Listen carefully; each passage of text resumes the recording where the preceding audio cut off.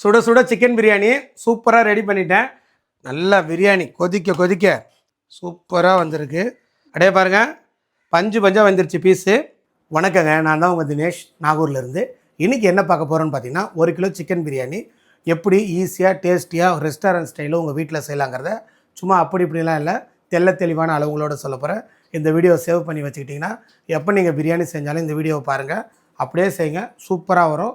ரெஸ்டாரண்ட்டை விட பெட்டரான டேஸ்ட்டில் உங்களாலேயும் செய்ய முடியும். நம்ம செஞ்ச பிரியாணியா இது அப்படின்னு நீங்களே நினைக்கிற அளவுக்கான ஒரு பிரியாணியை இன்றைக்கி நான் உங்களுக்கு செஞ்சு காட்ட போகிறேன். வாங்க வீடியோக்குள்ளே போகலாம், அதை எப்படி செய்யலாங்கிறத பார்க்கலாம்.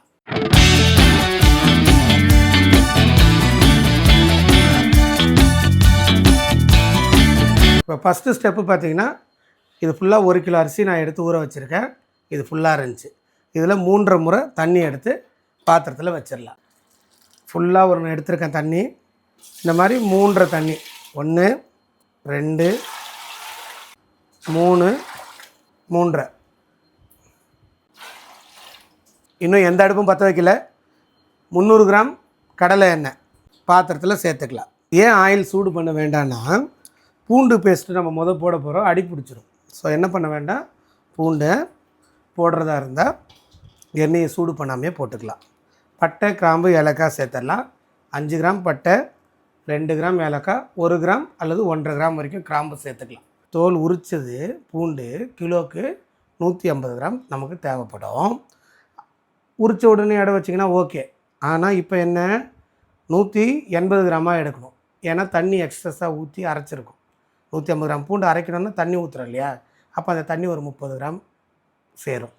அது ஒரு அப்ராக்சிமேட்டாக தான் எடுக்கிறோம். ஸோ 180 கிராம்ஸ் நம்ம பிளான் பண்ணோம்னா கரெக்டாக இருக்கும். இப்போ நல்லா மிக்ஸ் பண்ணிடுறோம். இப்போ தான் அடுப்பே பற்ற வைக்க போகிறோம். இப்போ அடுப்பை பற்ற வச்சுக்கலாங்க. அதே போல் இந்த அடுப்பையும் பற்ற வச்சிடலாம். ஓகே, அடுப்பும் பற்ற வச்சுட்டோம். இந்த பக்கம் மசாலா அடுப்பையும் பற்ற வச்சுட்டோம். சரிங்களா, இது ரெண்டுதுமே ஒரே நேரத்தில் ஆரம்பிச்சிருக்கும். அப்படியே கோல்டன் ப்ரௌனில் வந்துட்டு கம்மன்னு வாசம் வர ஆரம்பிச்சிருச்சு. இந்த நேரத்தில் நம்ம சேர்க்க வேண்டியது தோல் உரித்து அரைச்சி வச்சுருக்கிற இஞ்சி. 100 கிராம் 1 கிலோவுக்கு தண்ணி ஊற்றி அரைச்சதுனால 130 கிராமாக எடுத்துருக்கோம். அதை இப்போ சேர்த்துக்கலாம். இப்போ கொஞ்சம் கூட அடி பிடிக்கக்கூடாதுங்க, நல்லா வதக்கிட்டே இருக்கணும். இந்த இஞ்சி போட்டோம் இல்லையா, இஞ்சி ஒரு 46 சேர்த்துருக்கோன்னா கிட்டத்தட்ட ஒரு 5லேருந்து 6 நிமிஷத்தில் அதுவும் வதங்கிடும். அது வரையும் நல்லா வதக்கிக்கலாம். இஞ்சி பார்த்திங்களா, நல்லா எண்ணெய் பிரிய ஆரம்பிச்சிருச்சு. நல்லா கம்மன்னு வாசனை வந்துருச்சு. இந்த நேரத்தில் தக்காளி 250 கிராம், வெங்காயம் 300 கிராம், கொத்தமல்லி, புதினா 10 கிராம். ஓகே, இது எல்லாத்தையும் இப்போ சேர்த்துக்கலாம் ஒன்றாவே. இப்போ இதெல்லாம் ஒரு கிரேவி பதத்துக்கு மாறணும், அது வரையும் நீங்கள் வதக்கிக்கலாம். இங்கே பாருங்கள், வெங்காயம் தக்காளி ஒரு 3/4 பதம் வதங்கிருச்சு. இப்போ எண்ணெய் நல்லா பிரிஞ்சு வந்துருச்சு. வெங்காயம் தக்காளி எல்லாம் பார்த்திங்கன்னா கரைஞ்சிருச்சு. இந்த நேரத்தில் 10 கிராம் சக்தி தனி மிளகாய் தூளை சேர்த்துக்கலாம்.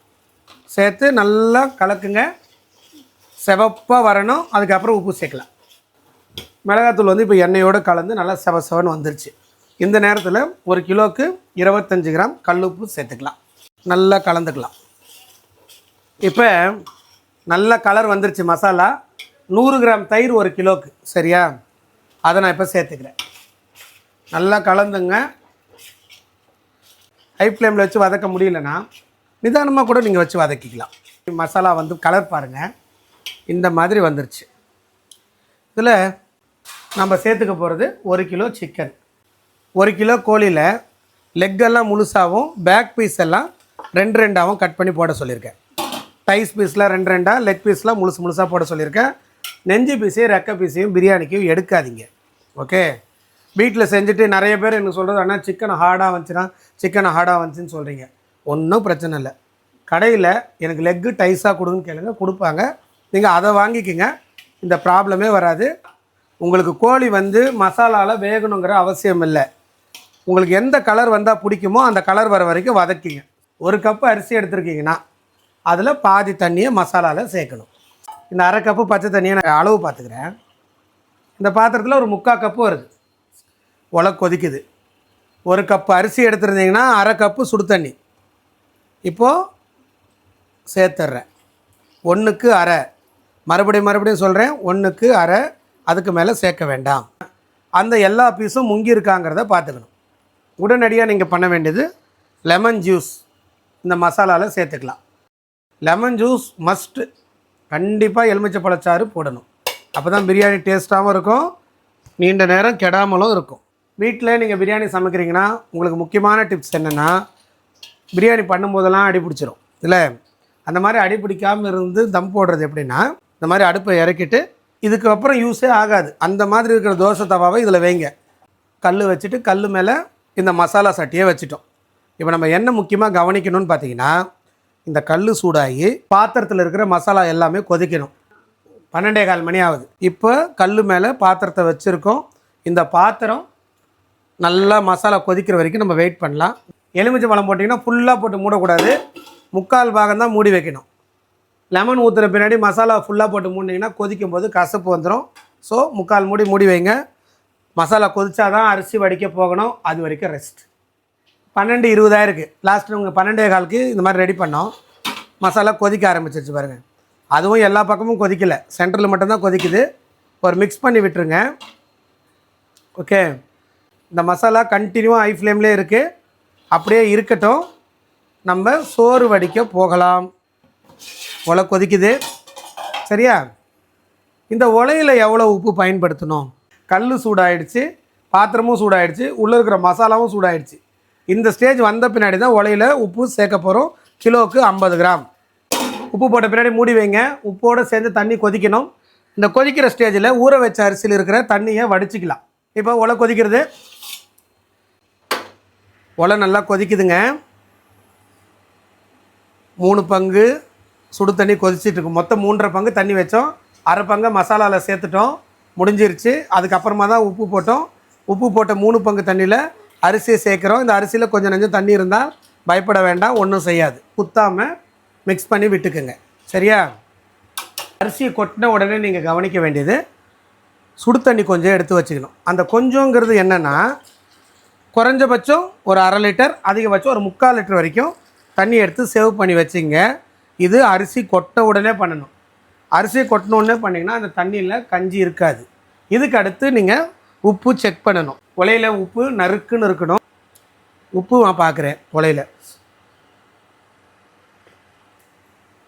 நறுக்கு நல்லா இருக்குது. நான் ஒரு 24 இருக்கும்போது போட்டேன், ஃபோனை காட்ட மறந்துட்டேன். இப்போ 26 ஆயிடுச்சு. மூடி வச்சிடுறேன். உலையில் உப்பு கரெக்டாக இருக்கிறதுனால அடுத்து நான் மசாலாலாம் பார்க்குறேன். இதை வாஷ் பண்ணிக்கலாம். வாஷ் பண்ணிவிட்டு இப்போ உப்பு பார்க்கலாம். உப்பு பார்க்கும்போது எண்ணெயை நல்லா தள்ளி விட்டுட்டு வெறும் மசாலாவாக எடுத்து பாருங்கள்.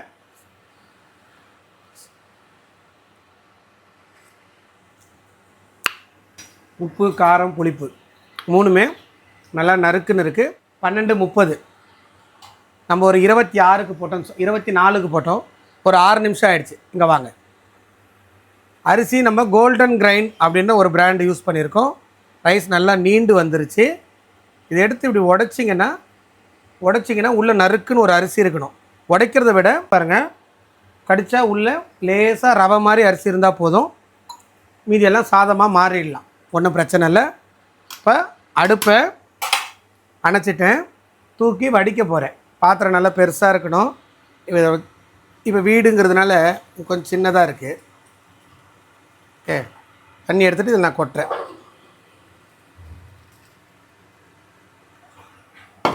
ஆக்சுவலாக இங்கே கொட்டாங்குச்சி கொளுத்த முடியாது. கொளுத்துனா என்ன செய்யும்னு பார்த்தீங்கன்னா, இது கத்தும். அதனால் நான் என்ன பண்ணுறேன், இந்த இடத்துக்கு ஷிஃப்ட் பண்ணிக்கிறேன். இப்போ நான் இந்த கொட்டாங்குச்சியை கொஞ்சம் கொளுத்திக்கிறேன். கொட்டாங்குச்சி இப்போ எரிய ஆரம்பிச்சிருச்சு. இந்த பக்கம் அரிசி ரெடி ஆகிடுச்சு. அரிசி கொட்டும்போது மசாலா கண்டிப்பாக கொதிச்சிட்டு இருக்கணும், இல்லைன்னா பிரியாணி தம் ஆகாது. இது எல்லாமே 1லேருந்து அதிகபட்சம் 2 நிமிஷத்துக்குள்ளே நடந்து முடிஞ்சிடணும். மேலே அரிசி இருக்குது, கீழே தான் மசாலா இருக்குது. சைட்லேருந்து இப்படி தள்ளி விடுங்க, 4 பக்கமும் இப்படி தள்ளிவிட்டு அதே போல் சென்ட்ரலையும் தள்ளி விடுங்க சரியா? நகட்டி பார்த்தா தண்ணி எவ்வளோ வருங்க, அரிசி பாருங்கள், அரிசிக்கு கீழே தண்ணி இருக்குது. நீங்கள் என்ன பண்ணலான்னு பார்த்தீங்கன்னா, உள்ளே இருக்கிற ஆயில் வெளியே வர மாதிரி வடித்து வச்சுருக்கிற தண்ணி இருக்குல்ல, அதை லைட்டாக சேருங்க. எல்லா தண்ணியும் சேர்க்கணுங்கிற அவசியம் இல்லை. அந்த எண்ணெய் மேலே வர அளவுக்கு லேசாக அங்கங்கே கொதிக்குது. மூடியே போட்டுக்கிறோம். வெயிட் பண்ண வேண்டிய அவசியம் இல்லை. எரிஞ்சிட்டு இருக்க கொட்டாங்குச்சியை நல்லா சேஃப்டியாக எடுத்து மேலே ப்ளேஸ் பண்ணிக்கோங்க. அல்லது இது நீங்கள் வெளியே கொளுத்தி கொண்டு வந்துடுறது நல்லது. இப்போ பாருங்கள் 12:36 ஆகுது. நான் ஏன் சிம் பண்ணலைன்னா மசாலா கொதித்து அரிசி கொதித்து அது உள்ளே இருக்கிற தண்ணியெல்லாம் கொதித்து அதுக்கப்புறம் ஆவி வரணும். அதுக்கு ஒரு 5 நிமிஷம் எடுக்கும். பாருங்கள் மேலே நல்லா கொட்டாங்குச்சி எரிய ஆரம்பிச்சிருச்சு. இப்போ தான் லேசாக இந்த இடத்துலலாம் ஆவி ரிலீஸ் ஆகுறது லைட்டாக. எவ்வளோ நேரம் ஆயிருக்குன்னு பார்த்தீங்கன்னா 12:44. இந்த ஸ்டேஜில் நம்ம சிம் பண்ணிக்கலாம். அடுப்பை சிம் பண்ணிட்டோம். சிம் பண்ணிவிட்டு நம்ம வைக்க வேண்டிய டைமிங் பார்த்திங்கன்னா 20 மினிட்ஸ். ஓகே, 20 மினிட்ஸில் நீங்கள் வந்து அடுப்பை அணைச்சிக்கலாம். 1 மணி 4 நிமிஷம் ஆகுது. நம்ம அலாரம் செட் பண்ணியிருந்தோம். இன்னொரு 59 செகண்ட் இருக்குது. சரியா? இந்த 59 செகண்ட் வரைக்கும் நம்ம வெயிட் பண்ணலாம். எப்போ அலாரம் அடிக்கிறதோ அப்போ கேஸ் ஆஃப் பண்ணிடலாம். அலாரம் அடிச்சிருச்சு. ஓகே, அலாரம் அடிச்சிருச்சு. அடுப்பை அணைச்சிட்றேன். அடுப்பை அணைச்சிட்டேன். ஒரு 10 நிமிஷம் ரெஸ்ட்டு விட்டுட்டு ஓப்பன் பண்ணிக்கலாம். ஓவராலாக டைம் முடிஞ்சிருச்சு எல்லாமே. இப்போ ஓப்பன் பண்ணி பார்த்துடலாம். பாருங்கள், சுத்தமாக பார்த்தீங்கன்னா தெரியுதா? கீழே அடிக்கடி பிடிக்கல. அதே நேரம் தண்ணியும் இல்லை. கரெக்டாக வந்திருக்கு நம்ம ஃபாலோ பண்ண டைமிங்ஸ்லாம். நீங்கள் வீட்டு அடுப்புலேயே பண்ணாலுமே எப்படி ஃபினிஷிங் வந்திருக்கு பாருங்க. நல்லா பிரியாணி கொதிக்க கொதிக்க சூப்பராக வந்திருக்கு. நம்ம நல்ல மசாலாலாம் வதக்கிட்டோம். லெக் பீஸ்லாம் பாருங்கள், இடமே இல்லை வைக்க. இதுக்கு தான் சொன்னேன், வடி பிரியாணினா ஒரு 7 லிட்டர் பாத்திரம் மாற்றம் இருந்தால் நல்லது. பிரியாணி சாப்பிடலாம். சூடான பிரியாணி, சில்லுன்னு தயிர் பச்சடி வச்சுக்கலாம். பிரியாணி சுட சுட சாப்பிடுவோமா? அப்படியே பாருங்கள், பஞ்சு பஞ்சாக வந்துருச்சு பீஸு. இந்த பீஸோட ரைஸு சாப்பிடுவா.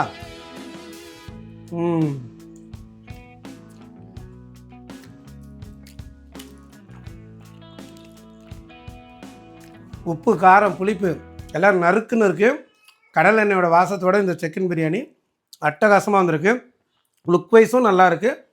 சேம் டைம் டேஸ்ட்டும் ஃபஸ்ட் கிளாஸாக இருக்குது. கண்டிப்பாக எல்லோரும் ட்ரை பண்ணி பாருங்கள். எப்படி வந்துச்சுன்னு கமெண்ட் பண்ணுங்கள். தேங்க்யூங்க. தேங்க்யூ ஸோ மச் ஃபார் வாட்சிங். நெக்ஸ்ட் வீடியோவில் பார்க்கலாம். பை.